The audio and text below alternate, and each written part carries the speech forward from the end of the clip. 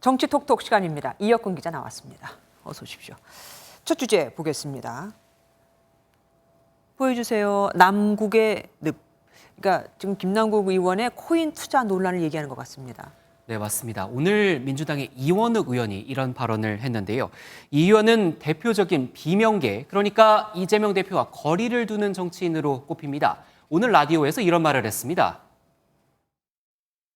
바다에서는 헤엄칠 수 있잖아요. 그래서 그 남국의 바다라고 하는 표현은 적절치 않아 보이고요. 네네. 그거보다 훨씬 더 심합니다. 그래서 남국의 늪에 빠졌다라고 표현하는 것이 오히려 적절. 그러니까 코인 사태를 지금 아주 심각한 당내 위기를 지금 인식을 하고 있는 겁니다. 그럼 다른 민주당 의원들은 어떻게 반응하고 있습니까? 네, 윤석열 대통령을 끌어들이면서 김 의원을 감싸는 당내 강성 지지층을 겨냥한 발언도 나왔습니다. 고민정 최고위원인데요. 윤 대통령은 자신의 잘못을 인정하기보다 왜 내 말을 믿지 않느냐며 윽박 지른다면서 이렇게 말한 겁니다. 코인 사태에서 비춰진 민주당의 모습은 국민들 눈엔 윤 대통령과 닮아도 참 많이 닮아 보였습니다. 민주당 지지율이 지난주에 비해 4.6%포인트 떨어진 42.4%를 기록하면서 당내 쓴소리가 더 많이 나올 것이라는 전망도 나옵니다. 특히 20대 지지율이 국민의힘 42.4%, 민주당 35%로 민주당이 뒤처지면서 위기의식이 더 커졌다는 분석입니다. 예, 그래 보입니다.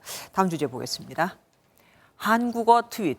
한국 사람이 한국어로 트윗을 했으면 여기 올라오지 않았겠죠? 네, 맞습니다. 외국인이 올린 트윗이 화제였는데요. 우리나라를 찾아 한독 정상회담을 가진 숄츠 독일 총리입니다. 기후 중립을 위해 한국과 독일이 긴밀하게 협력하고자 한다. 또 윤 대통령의 환대에 감사드린다. 이렇게 글을 한국어로 올렸는데요. 네. 여기서 기후 중립은 2050년까지 기후에 악영향을 미치는 온실가스 배출량을 줄여나가는 걸 의미합니다. 외국 정상이 한국어로 올렸다니까 더 친감이 가기는 합니다. 윤 대통령이 숄츠 총리를 위해서 준비한 건 뭐 따로 없었습니까? 대통령실을 찾은 숄츠 총리를 위해서 윤 대통령이 그림 한 점을 소개를 했는데요. 설명을 해드리겠습니다. 이 그림은 파독 간호사 출신 고 노은님 작가의 작품입니다. 이 그림이 60년대 독일에 간 한쪽 여기에 달려있기를 바랍니다.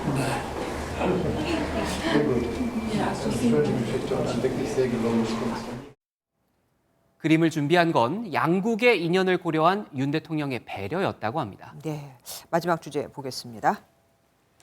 광폭 외교의 상승. 여기 대통령실이라고 써있으니까 윤 대통령과 관련된 무언가가 올라갔나 봅니다. 맞습니다. 국정 지지율이 올랐습니다. 좀 자세히 설명을 해드리면요.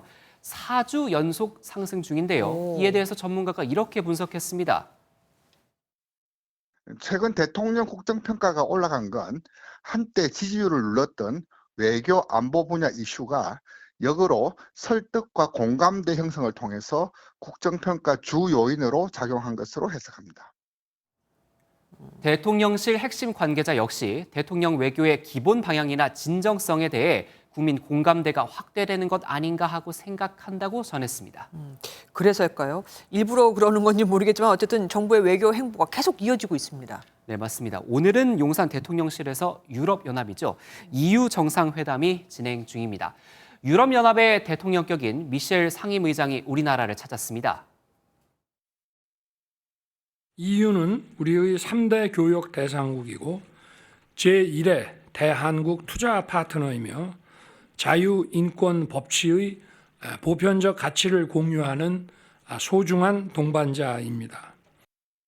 Nous commémorons les 60 ans de relations diplomatiques et de relations d'amitié.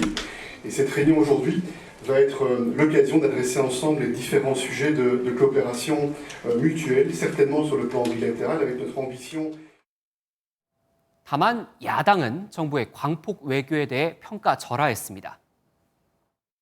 후쿠시마 원전 오염수 시찰단이 일본으로 묻지마 관광을 떠났습니다. 어쨌든 국정 지지율이 4주 연속 오른 게 윤 대통령 들어서 처음 아닙니까? 앞으로도 지지율 추이 지켜봐야겠습니다. 이혁근 기자와 함께했습니다.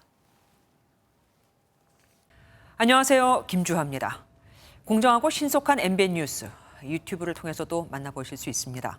특히 더 많은 뉴스와 라이브를 보고 싶으시다면 오른쪽을 눌러서 구독하시면 됩니다. 어렵지 않죠? 빠르고 정확한 뉴스로 계속 찾아뵙겠습니다. MBN 뉴스를 시청해주신 여러분 고맙습니다.